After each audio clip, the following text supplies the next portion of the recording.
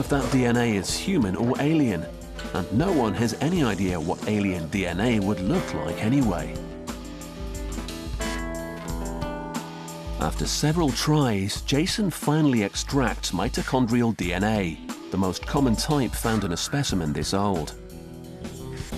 But this kind of DNA can only reveal the star child's mother.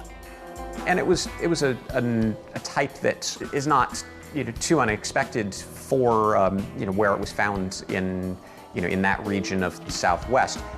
The star child's DNA reveals that its mother was human. I look for human DNA, and in something that's humanoid shape, you sort of expect to find human DNA. But unless Lloyd can successfully test the star child's nuclear DNA, he has no way of knowing about the father. When its nuclear DNA is examined, it's going to be shown not to be 100% human. Not everyone agrees that it's important to find out who the star child's father was. There's nothing of a star child quality that I can see in this skull. It is just an anomaly in human variation that we have seen before. Bill Rodriguez has seen plenty of skulls in his career as a forensic anthropologist. He even examined the star child back in 1999. The star child's face is pretty odd, especially the shallow eye sockets. Could a human have survived with eyes like that? Even though they are very shallow, we still see evidence of the areas of the back of the orbits, which allows the optic nerve to provide sight. And the skull, basically in its shaping, has just reacted by having the orbits form that shape. So it all comes down to the eye of the beholder. But just because the star child may not be the smoking gun to prove that ancient astronauts altered the course of human history, doesn't mean we don't have some link to them. Fossil evidence of the common ancestor between ape and man still eludes us. Could aliens in fact be that common ancestor? And more specifically, did aliens interbreed with us? Carl Sagan said it best when he said that it's more likely a human could mate with a petunia than with an extraterrestrial, because at least the human and the petunia evolved on the same planet. So any rationale for why this would, it's all sort of falls in the realm of fantasy land.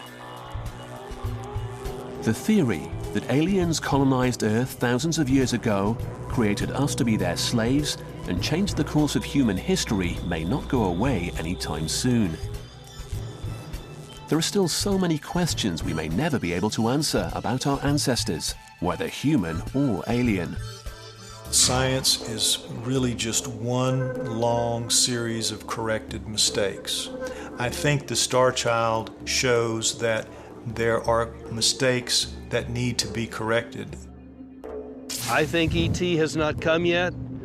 There may be extraterrestrials somewhere in the infinity of the universe, but there's no good evidence that it's ever come here, and it's not likely to happen soon.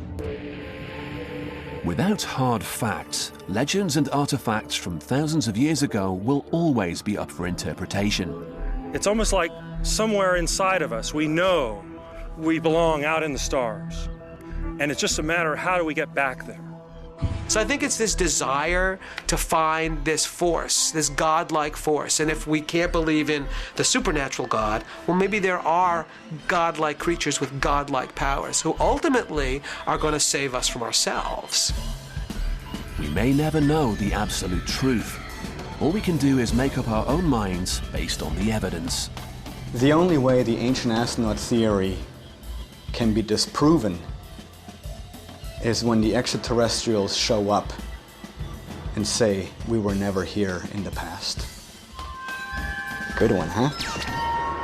Perhaps it is possible that extraterrestrials are an integral part of our culture and even our DNA.